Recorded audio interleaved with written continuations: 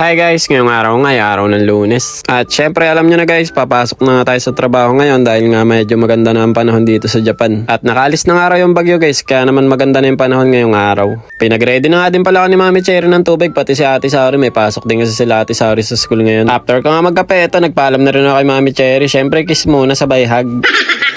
Sa mga oras na to guys, mga alas 7 pa lang pala ng umaga yan. Medyo late na ako tumayo nito dahil nga medyo malapit lang naman yung trabaho namin. Doon pa nga rin pala yung trabaho namin guys, kaya nga nagbike lang ako papunta sa may Nipa Station. Tapos simula Nipa Station naman, isang sakay na lang ako, hindi na ako lilipat ng train. Pagkadating ko nga dito sa may Nipa Station, pinarking ko nga lang yung bike ko dito. Iba nga pala yung sistema ng parking dito guys, pero oras nga pala yung bayad dito. Kapag kakatanda ko nga, every 4 hours ata nadadagdagan siya ng 100 yen. Dito kasi sa Japan guys, iba-iba yung sistema ng pagbabayad ng bike. Lalo na kapag malapit sa train station, konti lang naman yung tinaas. Bale ito guys, nakababa na nga ako ng train. Sa mga oras na yan, siguro mga nasa 7:30 na ng umaga. Medyo maaga pa nga niya kasi 8:30 pa naman yung start namin. Kaya dumaan muna ako dito sa may 7-Eleven, bumili lang ako ng pwedeng maalmusal. Pagkadating ko nga sa trabaho namin, nagbihis na kagad ako tapos kinain ko na rin tong tinapay na nabili ko. Siyempre, sasabayan natin ng kape yan guys. Ang sarap talaga magkape eh. Baka sabihin nyo na naman, nagkape na ako sa bahay tapos nagkape pa ako sa trabaho. Sorry na, huwag ka na magalit.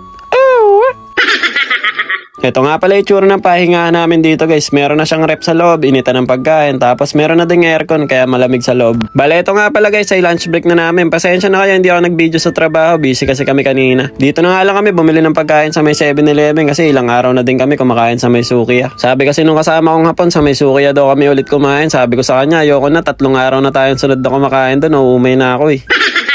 Kaya ito na nga lang yung kinain ko kanina guys. May konting kanin lang siya tapos baboy naman sa ibabaw. Bale ito guys, mga alas 3 nga pala ng hapon. Break time na namin to at dito nga lang ako nagpahinga ng mga kalahating oras. After naman ng break time guys, mga 3:30 ayan, back to work na naman kami. Ngayong araw pala guys, ito lang yung ginagawa namin. Nag-ano lang kami. Nagko-cover lang kami ng mga lapag dito kasi pintura to guys eh. Bale kung tawagin nga pala to sa Japanese guys ay yojo. Maghapon na nga pala namin ginawa to simula 5 floor hanggang 2nd floor. Dalawa lang kasi kaming gumawa nito tapos may kalakihan din yung building kaya medyo natagalan din kami. Bale ito guys, mga 5:30 na nga pala ng hapon to at pauwi na rin ako niyan. Pasakay na ako ng train. Makalipas nga ang 30 minutos na biyahe sa train guys. Ayan, nakuha ko na nga yung bike ko tapos nagbabike na rin ako nito papunta sa may Ion Mall. Dahil nga 9 months na ni Bochog ngayon guys, nagpa-reserve nga daw si Mami Cherry ng ice cream cake. Kaya eto, dumaan nga ako kanina sa may Ion Mall bago ko umuwi kanina.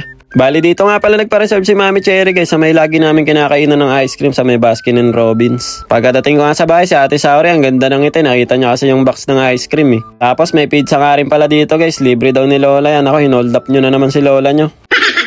Si Seichi naman nandito lang sa may kwarto guys. Tapos si Bochog naman ayan, natutulog pa. Bale eto guys, pagkatapos ko nga maligo, inilabas ko na nga rin tong cake dahil nga si Bochog ay nagising na rin. Ang cute nga nitong ice cream na to guys, Pikachu pa yung design. First time nga namin mag-order nito guys kasi madalas ice cream lang talaga yung binibili namin dun. Tara, kain na tayo guys. Itadakimasu. Kumain na muna nga kami ng kanin guys bago namin ipakain yung ice cream sa kanila. Kaya lang eto si Ate Saori guys, busog na nga daw dahil pinapak yung Shanghai na natira kahapon. Kaya naman pizza na nga lang yung kinain niya. Minudo pa nga rin pala yung ulam namin. Ang dami ko kasi naluto kahapon guys. 3 araw ata to eh.